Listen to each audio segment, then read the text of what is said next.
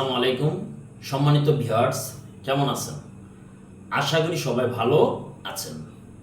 আমার NA English and technology learning YouTube চ্যানেলের পক্ষ থেকে সবাইকে স্বাগতম। আপনারা যারা আমার চ্যানেলে নতুন, এখনও সাবস্ক্রাইব করেন নাই, তারা আশা করছি সাবস্ক্রাইব করবেন। আমি বিগত দিনে ন্যারেশনের উপরে 2টি ক্লাস দিয়েছিলাম। একটি ছিল ন্যারেশনের প্রাথমিক অবস্থানের, আরেকটি ছিল অ্যাসার্টিভ সেন্টেন্সের কিভাবে ইনডাইরেক্ট ন্যারেশন করতে হয়। আজকে যে ক্লাসটি করব সেটি হচ্ছে আপনার ইন্টারগেটিভ সেন্টেন্স এবং অপারেটিভ সেন্টেন্স। ইন্টারগেটিভ সেন্টেন্সের কিভাবে ইনডাইরেক্ট ন্যারেশন করতে হয় এবং অপারেটিভ সেন্টেন্সের কিভাবে ইনডাইরেক্ট ন্যারেশন করতে হয়। প্রথমেই আমি ইন্টারগেটিভ সেন্টেন্সের ন্যারেশন কিভাবে করতে হয় সেটি দেখাবো। তাহলে চলেন আমরা দেখে নিই ইন্টারগেটিভ সেন্টেন্সের ন্যারেশন কিভাবে করতে হয়। নাম্বার 1, রিপোর্টেড স্পিচটি ইন্টারোগেটিভ সেন্টেন্স হলে রিপোর্টিং ভার্ব সে বা টেল তুলে দিয়ে আস্ক অথবা ইনকোয়ার বা ডিমান্ড বসাতে হবে। অর্থাৎ আমরা জানতাম সে বা সেট বা টোল থাকে, সেগুলোর পরিবর্তে আমরা কি বসাবো? আস্ক অথবা ইনকোয়ার অথবা ডিমান্ড বসাবো। নাম্বার 2, রিপোর্টেড স্পিচটি অক্সিলিয়ারি ভার্ব দ্বারা শুরু হলে ইনভার্টেড কমা তুলে দিয়ে ইফ বা ওয়েদার বসাতে হবে।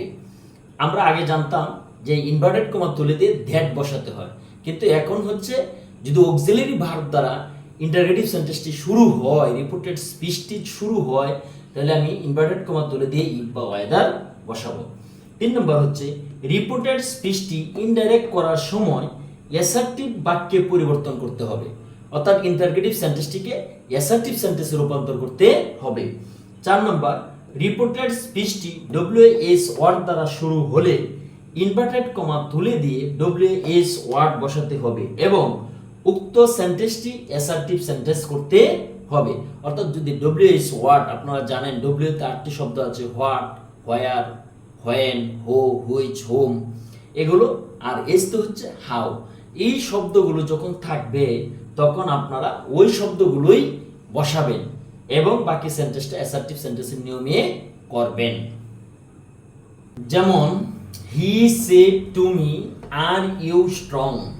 ইনডাইরেক্ট করার সময় হি, এখানে লক্ষ্য করেন সেড হচ্ছে রিপোর্টিং ভার্ব, এই সেডের পরিবর্তে হবে কি? আস্কড। He asked me. এখানে দেখেন are you strong auxiliary verb দ্বারা শুরু হয়েছে, তাই আমি ইনভার্টেড কমা তুলে দিয়ে কি বসাবো? ইফ বসাবো। ইফ, এখানে ইউ আছে, ইউ এর পরিবর্তে আমি বসাবো এখানে কি? দেখেন এখানে আছে মি, তাই আমি বসাইছি কি? আই। এখানে আছে প্রেজেন্ট ইনডিফিনিট টেন্স, আমি এটাকে করব কি? First indefinite tense. I was strong, বাক্যটা assertive sentence. Kamal said to me will you go to market. তাহলে কামাল আস্কড মি, এখানে সেড এর পরিবর্তে দিয়েছি কি? আস্কড। এখানে দেখেন will you go to market, এখানে ইউ বাহিরে অবজেক্ট হচ্ছে মি, তাই আমি এখানে বসাইছি কি? আই। ইফ আই, আমরা জানি শেল উইল এর পরিবর্তে কি বসে? উড বসে, তাই I would go to market. I said to him what is your name. Indirect করার সময় হচ্ছে আই আস্কড হিম হোয়াট, এখানে আমরা বলছিলাম হোয়াট বা হাউ, অর্থাৎ ডব্লিউএস ওয়ার্ড থাকলে ডব্লিউএস ওয়ার্ডেই বসে, যেরকম হোয়াট, এখানে কি? ইজ ইউর নেম, এখানে কি? হিম আছে, তাই এখানে হিজ নেম ওয়াজ, বাক্যটা হচ্ছে প্রেজেন্ট ইনডিফিনিট, তাই এখানে হচ্ছে কি? First indefinite. He told me how are you. He asked me, আমরা জানি রিপোর্টিং ভার্ব টোল্ড এর পরিবর্তে asked. He asked me how, এখানে আছে কি? ইউ, বাহির অবজেক্ট হচ্ছে কি? মি, তাই এখানে আই, বাক্যটা প্রেজেন্ট ইনডিফিনিট, তাই এখানে ফার্স্ট ইনডিফিনিট হয়েছে I was. He asks, does he go to school? He asks, বাক্যটা প্রেজেন্ট, এখানে রিপোর্টিং ভার্বটা হচ্ছে প্রেজেন্ট ইনডিফিনিট টেন্স, তাই হি আস্কস। এখানে does he go to school auxiliary verb দ্বারা শুরু, তাই আমি ইনভার্টেড কমা তুলে দিয়ে ইফ বা ওয়েদার, এখানে বসাইছি কি? ওয়েদার। সাবজেক্ট হচ্ছে হি, এখানে বাক্যটা হচ্ছে গো টু স্কুল, এখানে হচ্ছে গোস টু স্কুল, অর্থাৎ অ্যাসার্টিভ সেন্টেন্সে রূপান্তর হয়েছে। তাহলে এখানে লক্ষ্য করেন অপারেটিভ সেন্টেন্সের ইনডাইরেক্ট ন্যারেশন করিবার নিয়ম।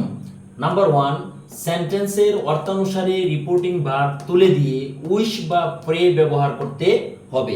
অর্থাৎ রিপোর্টিং ভার্বটা যদি সে, টেল, টোল্ড থাকে তাহলে এগুলো আমরা উঠিয়ে দেব। উঠিয়ে দিয়ে কি বসাবো? হয় উইশ বসাবো, না হয় ফ্রে বসাবো, অর্থাৎ দুইটাতে একটা বসালেই হবে। ইনভার্টেড কমা তুলে দিয়ে দ্যাট বসাতে হবে। 3 নম্বরে দেখেন সাবজেক্টের পরে মে অথবা মাইট বসাতে হবে। 4 নম্বর উক্ত সেন্টেন্সটি অ্যাসার্টিভ সেন্টেন্সের ন্যায় লিখতে হবে, অর্থাৎ বাক্যটিকে অ্যাসার্টিভ সেন্টেন্সে রূপান্তর করতে হবে। যেমন Kashem said long live you. Indirect Kashem prayed that, এখানে দেখেন সাবজেক্ট হচ্ছে কি ইউ, তাই এখানে বসেছি কি I. Kashem said long live you. Kashem prayed that I might live long. You এর পরিবর্তন হয়েছে কি I. He said may Allah save our land. এখানে he wished, অর্থাৎ প্রে দিলেও হবে। He wished that Allah might save their land. এখানে আছে our land, their land. এখানে হচ্ছে he said may you be happy. He prayed that I might be happy.